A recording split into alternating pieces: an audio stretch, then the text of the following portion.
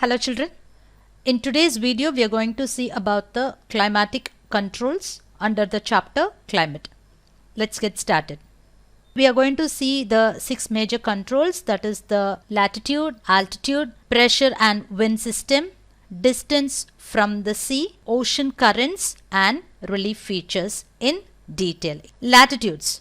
What are latitudes? Imaginary horizontal lines that run across the Earth's surface. This latitude, what it is going to signify? As we all know, the tropical zone, then the temperate zone, the polar zone, everything is described, everything is zoned according to the amount of sunlight it is receiving. Yes?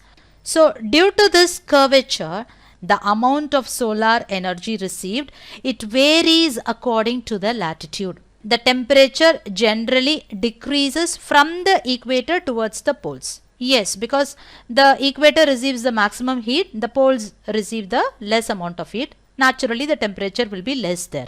The latitude plays a major role in the controls of the climate. The next factor is the altitude. Always we have the habit of planning a summer trip to the hilly regions in order to avoid the scorching heat of the plains. Why? So, what is the altitude? It is the height of anything above a given planetary reference plane, especially above the sea level on Earth. That is simply, you can say, it is a high place or a high region. So, it is the distance which you extend upward as we move high. For every 1 kilometer of ascent, there is a decrease in 6.5 degrees Celsius.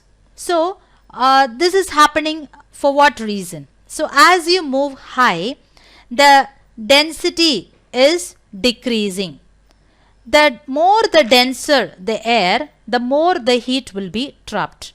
Okay, this is the basic fact about it. The thinner the air, the more is the heat that escapes. So, it is all the matter of the density. So, the more the altitude of a place, the colder it will be. That is why we all prefer to go to a hilly region during the summer. The next important factor is the pressure and wind system. The pressure and wind system of any area depend on the latitude and altitude of the place. Again, we are coming to the same terms. Okay, thus it influences the temperature and rainfall pattern. You can see the sun ray is coming directly and it is falling on the equator. Usually when it is heated up, the warm air will be rising high. Now we are making this way of view. Okay, the Earth's surface is here and now this is the equatorial point. Now this is the 30° north and 30° south. Okay, now see, as the sunlight is falling on it, the warm air rises. So it is diverting.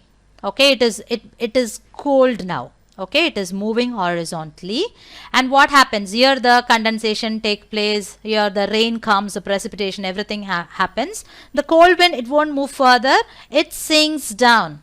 Okay, as it is moving high, the warm air moving high, it creates the low pressure zone here and it is getting cold, and the cold wind, what happened? It sinks down and creates the high pressure zone. From the high pressure zone to the low pressure zone, the air will move and that movement is called the wind. So, when the air moves horizontally between high pressure zone and the low pressure zone, it makes the wind. Greater the pressure difference, depending upon the pressure, the faster the wind moves. So, naturally, it influences the temperature and the rainfall pattern. Okay, distance from the sea. So, the places along the coast, usually it experiences a moderate climate.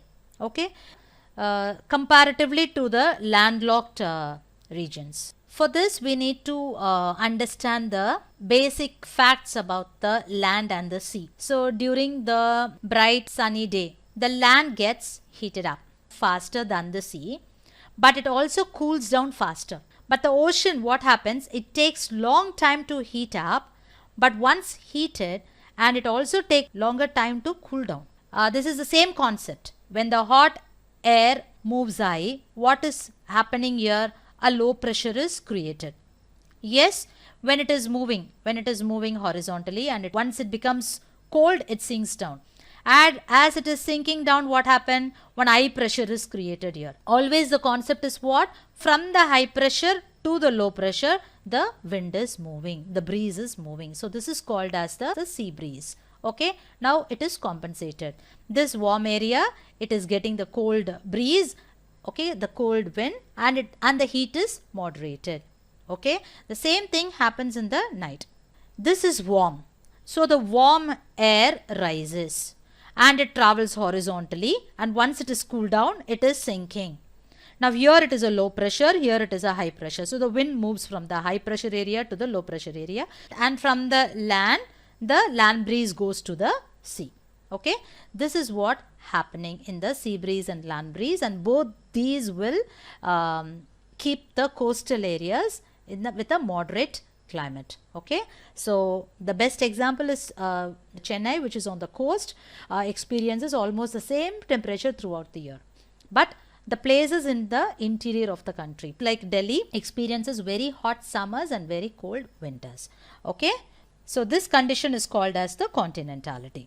The next important factor is the ocean currents. So what is ocean current? It is just like a river flow in ocean. Okay, it is the flow of the water in the ocean. This flow, it has a regular volume of water in a definite path and direction. This pattern may change. Okay, so ocean current plus the onshore wind, that is the wind that blows from the sea towards the land. Okay, so both these aspects will affect the climate of the coastal areas. There are two prominent colors you can see. The red color signifies the warm currents and the blue color signifies the cold current. Due to the solar energy, the water will be warm here, so the water will be traveling across it.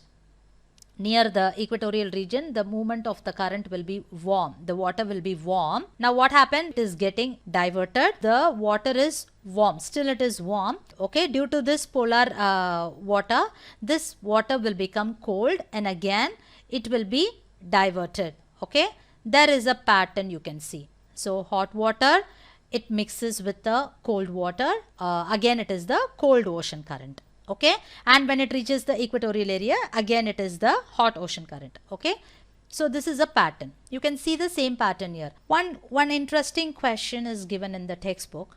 Why most of the world's deserts are located in the western margins of continents in the subtropics? Deserts are here, Atacama Desert here, the Great Victoria Desert here, the deserts are here. So we saw here the ocean current and the onshore winds will affect the climate of the coastal areas. Yes, that is what we are going to prove here. Okay, so now the ocean current passing through here is the cold ocean currents. Due to the cold ocean current, the evaporation will not take place. When there is no evaporation, there won't be any cloud formation and there won't be any precipitation. Yes, so that is the reason here. So cold water currents have a direct effect on desert formation. The next one is the relief. So now what happens? These high mountains, it acts as a barrier for cold or hot winds. Okay, the mountains which lie in the path of rain bearing winds, it will lead to the precipitation. The leeward side of the mountains remains relatively dry. Okay, so this is the rain bearing wind which is bringing the rain. Now what happens? This is acting like a barrier. It is not allowing the wind to move this way. Okay, towards the windward side, the precipitation takes place. Now what is happening to the leeward side? There won't be rain. Okay, and naturally the climate is affected here. One example of leeward side mountain area, that is the relatively dry area, is the Mongolia's Gobi Desert, okay, which is in the Central Asia. This is actually the leeward side of the mountains of the Himalayas and the connecting ranges. So now you can see here the Himalayas and other ranges situated here. So this area is the leeward side of the Himalayan mountains and the other mountainous ranges. So naturally it is a desert. In this video, we saw about the 6 major controls of the climate. In the next video, we will see about the factors affecting India's climate in detail. Thank you, children.